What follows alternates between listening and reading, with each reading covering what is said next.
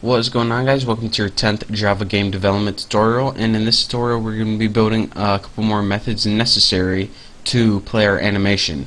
Now let's go ahead and build a method right now, and what this is going to do is get animation's current scene, aka the image. And I know I use the terms image and scene interchangeably, but they are interchangeable. So I mean, when I say scene, it's image, so don't get confused. And I got an itch on my ear, so hold on.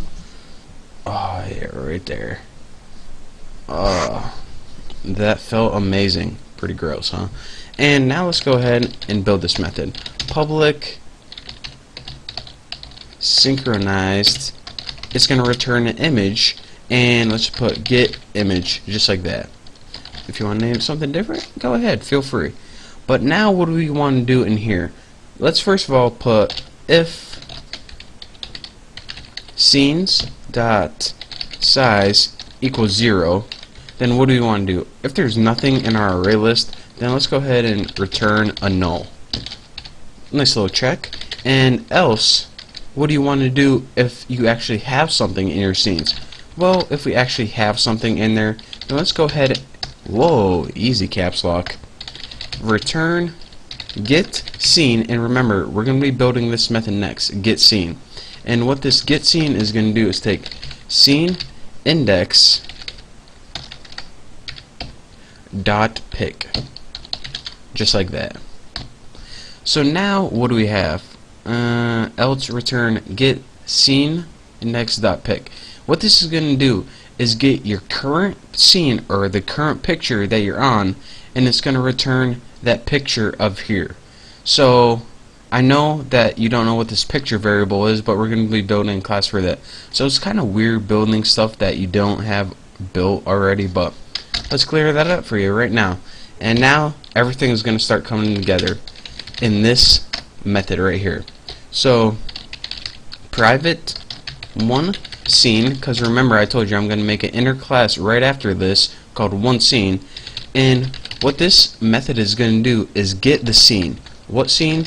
Well, it's going to get a scene according to the index. So for example, let me scroll up here.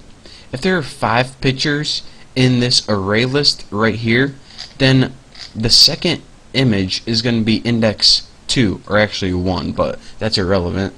And what this is going to do when you put get scene, it's simply going to return the scene. So return one scene object scenes dot get x.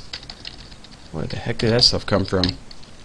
So what this is going to do is return the element of that array list. And if you're saying, alright, so the only thing that really is holding me from understanding all this and why is this underlined? Oh, I see. So the only thing really that we're missing is this private inner class, this one scene right here. And once I build this, everything's going to make sense, trust me. So let's add a comment. So private inner class, aka scenes are going to be object. And remember I told you each scene is in essence its own object. So let's go ahead and make private class, and I'm going to name it one scene. So that's why all these are underlined, and now bam. So we're going to make a class called one scene. So whenever we create an image, it's actually going to be an object of this class, one scene. So we need 2 different things. So let me see if I already made it for you guys up here. Yep, right here. Whenever we created a new scene, we had to give it a picture and a total time. So we need to make sure this class called one scene has 2 variables: an image pick, a picture, and a long end time, a total time that you want that picture to run. So we have 2 variables in here. What picture do you want as your object, and how long do you want that picture to stay on the screen for before moving to the next one? So we're only going to have one method in here, and that's going to be the constructor. So public one scene, and for the parameters, let's just use the same parameters: image pick and long end time right there. And again, I told you what these did before, no need to explain it again. So let's just go ahead and set each object's each object's pick is equal to the pick we passed in, and each object's end time is equal to end time.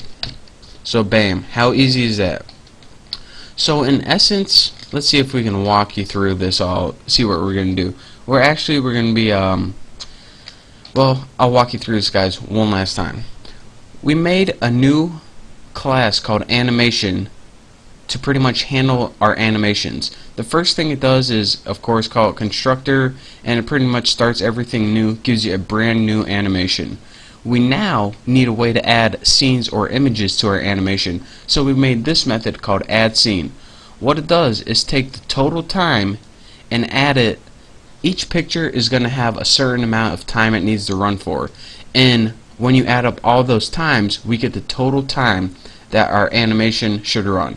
And how do we add these pictures to our array list? We use scenes.this add method. This add method is a built-in method, and this is how you add things to an array list. So after this, this start method right here starts your animation from the beginning by setting everything equal to 0, and this ensures that your animation starts at the beginning.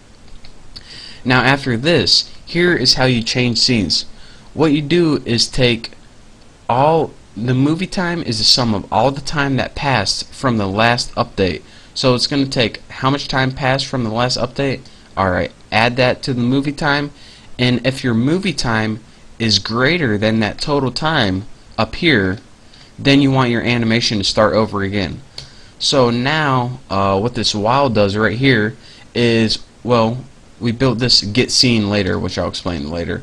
Pretty much says, alright, when do we want to move to the next scene? So let's go ahead and we're making this method right here.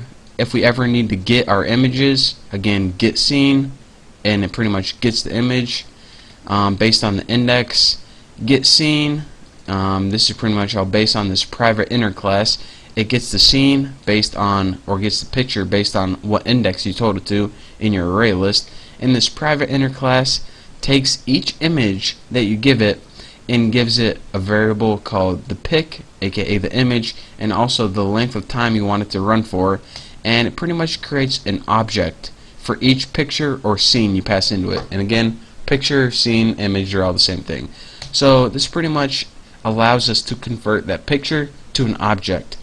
And we're saying, alright, why would we even want to create or convert a picture to an object? Because then it has like attributes like the name and the time it runs for, and they're just useful stuff.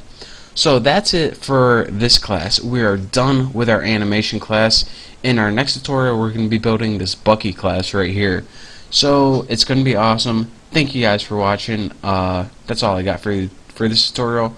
So again, thank you. Don't forget to subscribe, and I'll see you next time.